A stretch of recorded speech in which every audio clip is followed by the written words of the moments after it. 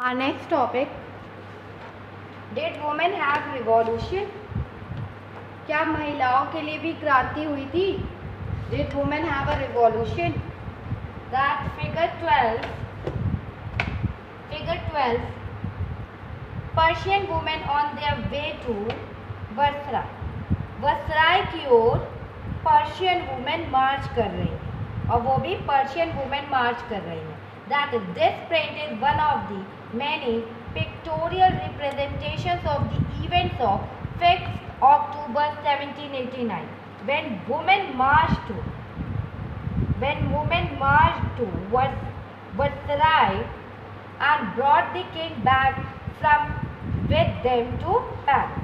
ये जो फिगर है 5 अक्टूबर 1789 के इवेंट के लिए इवेंट जो हो रहा था उनमें से बहुत सारी पिक्चर थी. उनमें से एक पिक्चर ली गई है और उस दिन क्या किया, जो वुमेन थी उन्होंने पैरिस से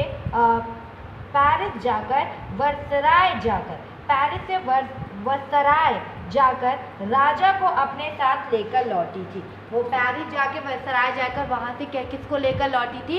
राजा को लेकर लौटी थी. And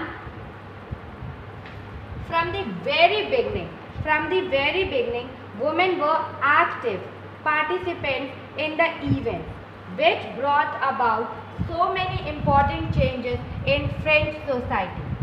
From the very beginning, महिलाओं शुरू से ही जो वुमेन थी वो एक्टिव पार्टिसिपेंट, और वेरी बिगनिंग जो वुमेन थी वो एक्टिव पार्टिसिपेंट थी.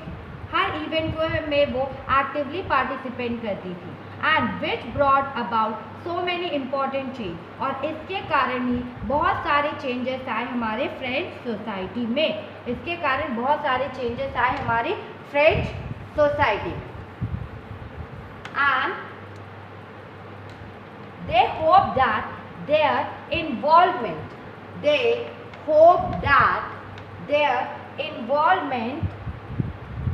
would pressurize the revolutionary government to introduce measures to improve their life. उन्हें उम्मीद थी कि जो वो एक्टिव पार्टिसिपेट कर रही है रिवॉल्यूशनरी गवर्नमेंट में, उनको होप था, उनको उम्मीद थी कि जो वो इन्वॉल्व हो रही है वो उससे क्या होगा, प्रेशर पड़ेगा रिवॉल्यूशनरी गवर्नमेंट पे. और जब रिवॉल्यूशनरी गवर्नमेंट में प्रेशर पड़ेगा तो वो इंट्रोड्यूस करेगी, कुछ मेजर्स लेगी, कुछ इम्प्रूव करेगी हमारी लाइफ को. And most women of the third estate had to work for a living.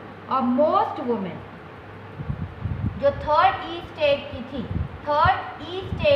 Most of the जो वुमेन थी उन्होंने अपने लिविंग्स के लिए, वो अपने जीने के लिए लिविंग्स के लिए वर्क करती थी. दे वर्क दैट, वो कौन से वर्क करती थी? दे वर्क दैट सीमस्ट्रेस और लॉन्ड्रेसेस, sold flowers, fruits, vegetables at the market, or were employed as domestic servants in the houses of prosperous people. वो क्या करती थी? सिलाई बुनाई का काम करती थी, कपड़ों की धुलाई का काम करती थी, और मार्केट में फ्रूट्स, फ्लावर्स, वेजिटेबल्स को बेचती थी. और जो रिच फैमिली थी उन वहाँ जाके डोमेस्टिक सर्वेंट का वर्क भी वो करती थी. And most women did not have access to education or job training. और most जो वुमेन थी उनके पास ज़्यादा नॉलेज नहीं थी एजुकेशन की. Did not have access to education और जॉब ट्रेनिंग. उन्हें जॉब ट्रेनिंग के मोस्ट ऑफ द वुमेन के पास एजुकेशन तथा जो जॉब ट्रेनिंग थे उनके मौके नहीं थे. And only daughters of nobles or wealthy members of the third estate could study at a convent, after which their families arranged a marriage for them. जो daughters थी, जो केवल कुलीनों की डॉटर या जो रिच पर्सन थे उनकी डॉटर थर्ड स्टेट, और ओनली डॉटर्स ऑफ नोबल्स और वेल्दियर मेंबर्स की daughter and the third state में जो वेल्दियर मेंबर्स थे उनकी डॉटर वही कॉन्वेंट स्कूल में पढ़ती थी, वो लोग कॉन्वेंट स्कूल में पढ़ पाती थी। और इसके बाद क्या किया जाता था, इनकी मैरिज कर दी जाती थी। और working women had also to care for their family, जो वर्किंग वुमेन थी उन्हें अपनी फैमिलीज की भी केयर करनी पड़ती थी। दैट इज कुक, खाना बनाना, fetch water, cook for bread and look after the children, उन्हें ये सारा काम काज करना पड़ता था। एंड फर्स्ट उन्हें क्या करना पड़ता था, फैमिली की केयर, खाना बनाना, पानी भर के रखना, लाइन में खड़े होना ब्रेड के लिए और अपने बच्चों की देखभाल करना। Their wages were lower than those of men. उनके जो wages थे वो men से लो थे, men से कम थे उनके wages. And in order to discuss and voice their interest, women started their own political club and newspaper. अब फिर उसके बाद उन्होंने डिस्कस किया और फिर औरतों ने अपने इन ऑर्डर टू डिस्कस और वॉइस देयर इंटरेस्ट, वो अपने बारे में डिस्कस और अपनी आवाज़ को उठाने के लिए, अपने इंटरेस्ट को उठाने के लिए वुमेन ने खुद का स्टार्ट कर दिया एक पॉलिटिकल क्लब और newspaper. About 60 women's club came up in different French city. 60 women's club, और क्या हुआ, फ्रांस के मतलब डिफरेंट सिटीज़ में वुमेन्स के लमसम 60 क्लब हो गए थे, 60 क्लब उन्होंने ओपन किए थे। Then the Society of Revolutionary and Republican Women was the most famous of them. और उनमें से सबसे ज़्यादा फेमस कौन था? Society of Revolutionary and Republican Women was the most famous of them. One of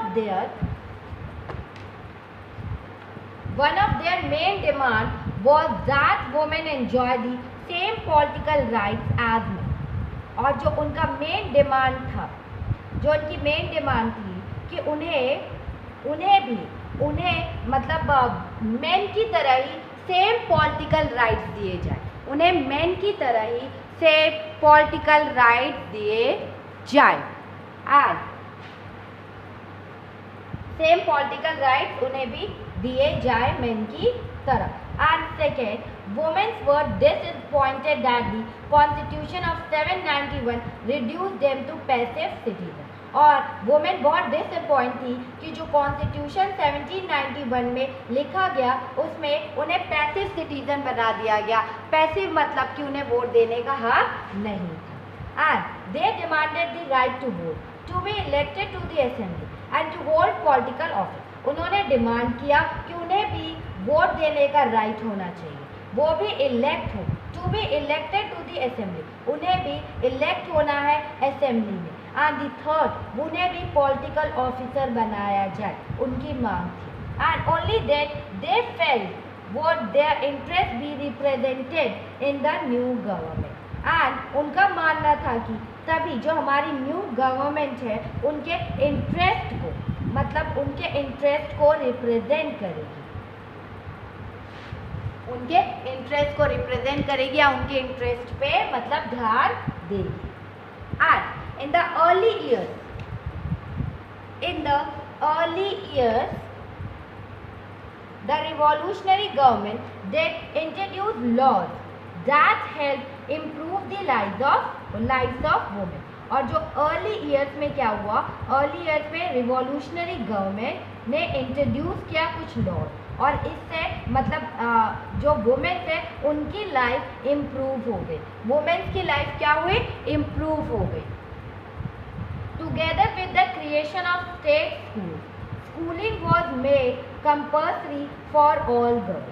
and together क्या हुआ कि together with the creation of state school सरकारी स्टेट स्कूल को इंट्रोड्यूस किया गया, क्रिएट किया गया, और कहा गया जितनी भी मतलब गर्ल्स हैं, गर्ल्स के लिए एजुकेशन को कंपल्सरी कर दिया गया। स्टेट स्कूल को क्रिएट किया गया और schooling was made compulsory for all girls के लिए कंपल्सरी कर दिया गया school. Their fathers could no longer force them into marriage against their will. और उनके फादर अब उन्हें फोर्स नहीं करते थे उनके अगेंस्ट, मतलब उन्हें फोर्स नहीं किया जाता था कि अब तुम्हें शादी करनी है। उनके जब तक उनका विल होगा उनकी मर्जी पूछी जाती थी। Marriage was made into a contract entered into freely and registered under civil law. अब जो मैरिज है उसे एक कॉन्ट्रैक्ट बना दिया गया था एंड मतलब contract into freely and register किया गया था, सिविल लॉ में रजिस्टर किया जाने लगा। And divorce were made, divorce को लीगल बना दिया गया and could be applied for both, मतलब कोई भी उसको अप्लाई कर सकता है। And women could now train for job, women को ट्रेनिंग दी जाने लग गई जॉब के लिए एंड कुड बिकम आर्टिस्ट और रन स्मॉल बिजनेस, और इससे वो छोटी सी आर्टिस्ट बन गई और स्मॉल उन लोगों ने बिजनेस स्टार्ट कर दिया वुमेन्स ने। And women's struggle for equal political rights, women's का स्ट्रगल मतलब इक्वल पॉलिटिकल राइट्स के लिए वुमेन का स्ट्रगल कंटिन्यू रहा। ड्यूरिंग द रेज ऑफ टेरर, मतलब ड्यूरिंग द आतंक राज, रेज ऑफ टेरर मतलब राज्य, आतंक का जो राज था, जब new government issued laws ordering closure of women's club and banning their political activity. जो न्यू गवर्नमेंट थी, आतंक के राज के दौरान गवर्नमेंट ने क्या किया, जो वुमेन्स के क्लब को बंद करने लग गए और उनकी जो पॉलिटिकल एक्टिविटीज़ थी उन पे भी उन्होंने बैन लगाने के लिए कानून लागू कर दिया। क्योंकि ये रिज ऑफ टेरर था, मीन्स के आतंक का राज चल रहा था, इसलिए गवर्नमेंट ने अपनी मर्जी की। And many prominent women were arrested, कई वुमेन्स को कई प्रोमिनेंट मतलब जानी मानी वुमेन्स को गिरफ्तार कर लिया गया और क्या किया, नंबर ऑफ देम एग्जीक्यूटेड, उनमें से कई लोगों को फांसी की सजा दे दी गई, फांसी पर चढ़ा दिया गया। And women's movement for voting, women's movement for voting right and equal wages continue through the next 200 years in many countries of the world. जो वुमेन्स के जो मूवमेंट्स थे, वुमेन्स के मूवमेंट से कि उन्हें वोटिंग राइट दी जाए, उनके वेजेस को इक्वल किया जाए, ये कंटिन्यू रहा नेक्स्ट 200 years तक, many countries of the world तक ये कंटिन्यू रहा। उनकी जो बातें थी, उनका जो मूवमेंट था वो कंटिन्यू रहा। That The fight for the vote was carried out through an international suffrage movement during the late 19th and early 20th century. और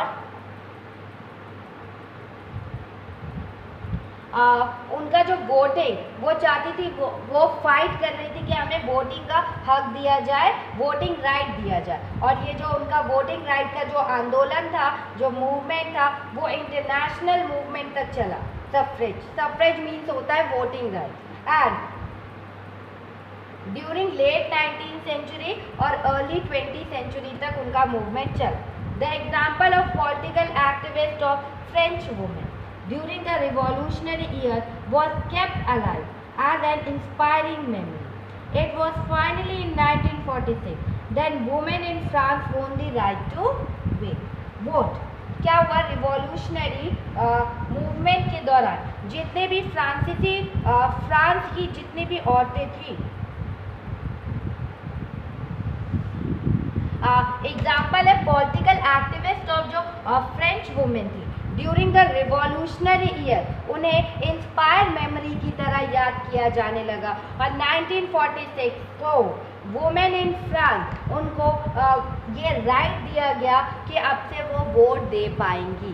1946 वुमेन को, फ्रांस की वुमेन को ये राइट दिया गया कि वो वोट दे पाएंगी। And source the life of A revolutionary women Olympia, the life of a revolutionary woman, Olympia, Olympe de Gouges, the 1748 to 1793. उनका मतलब लाइफ एक रिवॉल्यूशनरी वुमेन्स की लाइफ है, दैट इज किसकी लाइफ है, महिला women Olymp de goose 1748 to 1793. Olympe de Gouges was one of the most important of the political active women in revolutionary France. ये बहुत most important politically active women थी. Revolutionary, जब revolutionary France में ये चल रहा था मूवमेंट, तो उसमें बहुत एक्टिव पार्टिसिपेट किया था इन्होंने. She protested against the constitution, उन्होंने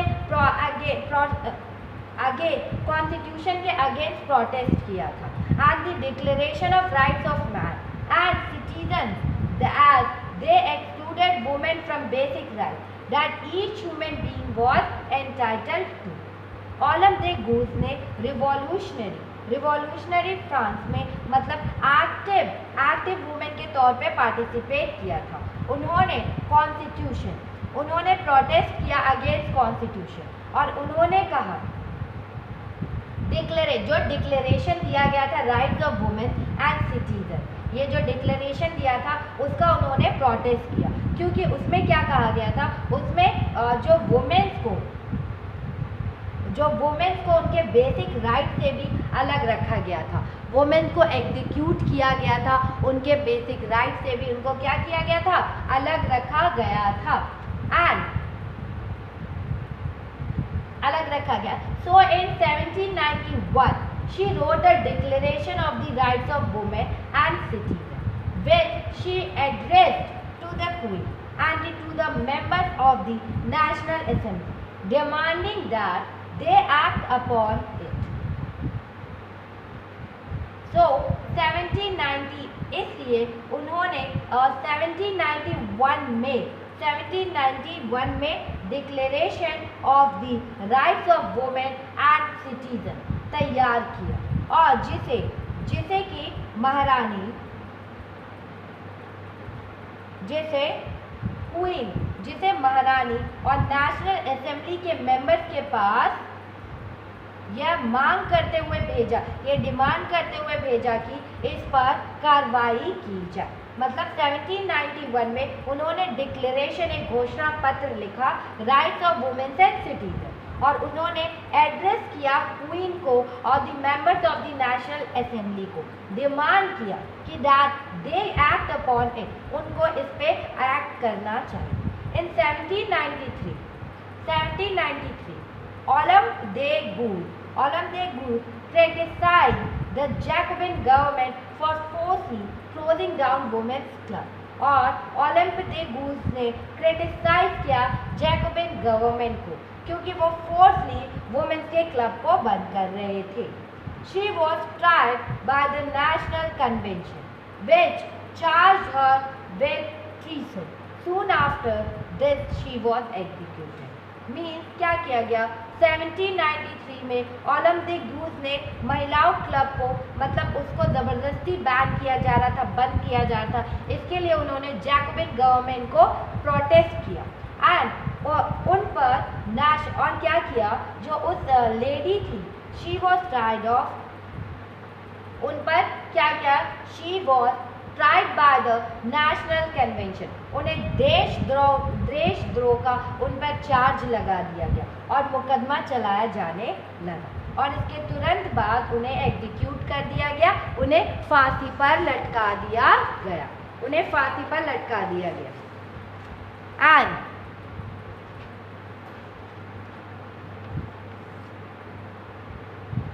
some of the basic rights set forth of source affair, that is set forth in Olympe de Gouges declaration. Olympe de Gouges के डिक्लेरेशन में कुछ बेसिक राइट्स को declare किया गया था, उन्हीं के बारे में यहाँ बताया गया. That is women is born free and remain equal to man in rights. Women मतलब वुमेन का जन्म, वुमेन जब बॉर्न हुई थी वो फ्री थी, और रिमेन इक्वल, उन्हें भी इक्वल राइट दिया गया है मेन के साथ. And the goal of the political association is the preservation of the natural rights of the women and men. जो गोल है पॉलिटिकल एसोसिएशन का, उनका गोल क्या है? प्रिजर्व करना नेचुरल राइट्स ऑफ वुमेन और मेन के राइट्स को प्रिजर्व करना. These rights are liberty. ये राइट्स कौन से हैं? ये rights liberty, property, security and above all resistant to oppression. इनके कौन से राइट्स हैं? राइट्स है लिबर्टी का राइट है, प्रॉपर्टी का राइट है, सिक्योरिटी का राइट है, and above all resistance to oppression. और अगर कोई इनका ऑपरेशन कोई इन पे दबाव बढ़ाता है तो उसका भी इन्हें राइट दिया गया. The source of all sovereignty rights in the nation. जितने भी अलग अलग सोवर्जिनिटी कास्ट के हैं या मतलब डिफरेंट कल्चर के, सब एक ही नेशन में रहेंगे. Which is nothing but the union of women and man. मतलब ये कुछ ज़्यादा नहीं है, ये यूनिटी होनी चाहिए वुमेन से मैन में. And the law should be the expression of the general will. मतलब ये जो लॉ है, जो law should be the expression of general will. जो लॉ है वो एक जनरल इच्छा, मतलब कि समान इच्छा को हमारी एक जनरल इच्छा के बारे में बताती हो. जो लॉज है वो हमें एक जनरल नॉलेज देती हो. And the law should be expression of the general will. जो लॉ है वो एक्सप्रेशन ऑफ द एक जनरल विल में होनी चाहिए, ठीक है. And all female and male citizen should have a say either personally or by their representative in its formulation. और जितने भी मेन हैं एंड जितने भी वुमेन हैं, सिटीजन्स हैं, जितने भी मेन और जितने भी मेल सिटीजन्स हैं, women and main citizen should have से देयर. ये तो उन सब का एक पर्सनली या रिप्रेजेंटेटिव के द्वारा, इस रिप्रेजेंटेटिव के द्वारा सबका पार्टिसिपेशन होना चाहिए. And it should be the same for all. और ये सबके लिए है. All female and male citizen are equally entitled to all honour and public employment according to their ability and without any other distinction than that of their talent. जितने भी main and women citizens हैं, उन्हें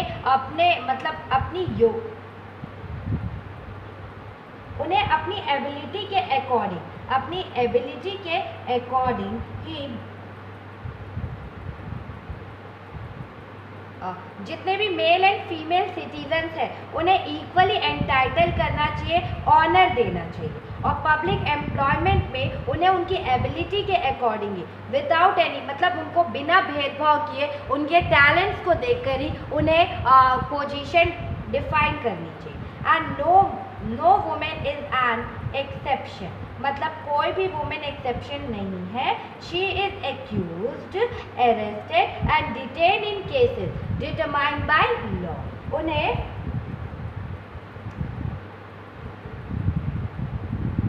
she is accuse, arrest किया जा सकता है, detain किया जा सकता है in cases determined by the law के अकॉर्डिंग ही. And women like man obey this rigorous law. और मेन की तरह ही जो वुमेन है वो भी इस लॉ को फॉलो करें. मेन की तरह ही वुमेन को भी कहा गया कि आप भी इस लॉ को फॉलो करें. And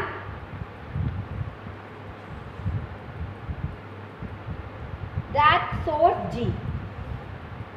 In 1793, the Jacobin political showmate sought to justify the closure of women's club on the following ground.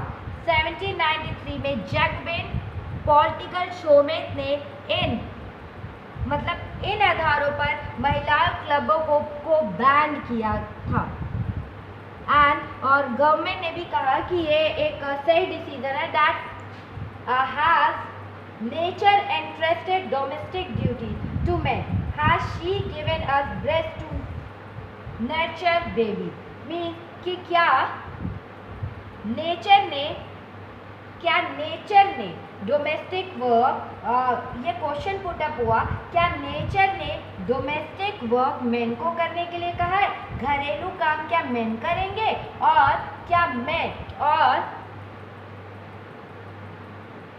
क्या मेन को ब्रेस्ट दिए गए हैं बेबीज को दूध पिलाने के लिए? नो, नहीं। And she said to man, फिर उन्होंने मैन को कहा, be a man, hunting, agriculture, political duty, that is your kingdom. पुरुष बनो, मीन्स कि एग्रीकल्चर करो, पॉलिटिकल ड्यूटीज को निभाओ, ये आपका किंगडम है, या हंटिंग करो, ठीक है। एंड फिर शी सेड टू वुमेन से कहा गया, be a woman, the things of the household, the sweet duties of motherhood, those are your task. तुम एक वुमेन बनो और घर के काम करो, स्वीट ड्यूटीज ऑफ, अपनी मम्मी की ड्यूटी, मतलब जो आप मदर है उनकी ड्यूटीज को निभाइए, अपने टास्क को पूरा करिए। Shameless are those women who wish to become man, have not duty been fairly distributed. Shameless, पुरुष बनने की जो इच्छा रखने वाली महिलाएं, उनके लिए मतलब शेमलेस होती हैं वो वुमेन जो विश करती है कि वो मैन बन पाए। एंड हैव नॉट, क्या जिम्मेदारियों का उचित बंटवारा हो नहीं चुका है? क्या मतलब कि have not duties have been fairly, duties को फेयरली डिस्ट्रीब्यूट किया गया है। एंड फिगर 30, क्या ड्यूटीज को फेयरली डिस्ट्रीब्यूट नहीं किया गया? Women queuing up at bakery, women line में खड़ी है बेकरी के लिए, बेकरी शॉप पे वुमेन लाइन में खड़ी हुई हैं। And fifth, the abolition of slavery, means दास प्रथा का एबोलिशन करना, दास प्रथा को क्या करना? खत्म कर देना। One of the most revolutionary social reforms or the Jacobin Bridge was the abolition of slavery in the French colony. जो most revolutionary social reform किया गया था जैकोबिन के राज्य में, जैकोबिन के शासनकाल में, ये जो काम किया गया था, दास प्रथा को, मतलब स्लेवरी को एबोलाइज किया गया था, मतलब एबोलिशन किया गया, abolition of slavery, abolished in the French colony, मतलब फ्रेंच कॉलोनीज में ये वर्क किया गया। The colonies in the Caribbean, the colonies in the Caribbean, that is Martinique, Guadeloupe और सेंट डोमिगो, मतलब कैरिबियाई कॉलोनीज थे। द कॉलोनीज, जो कॉलोनीज कैरिबियन में है, दैट इज कौन सी है? दैट मार्टिनिक, गाडेलोप और सेंट डोमिगो।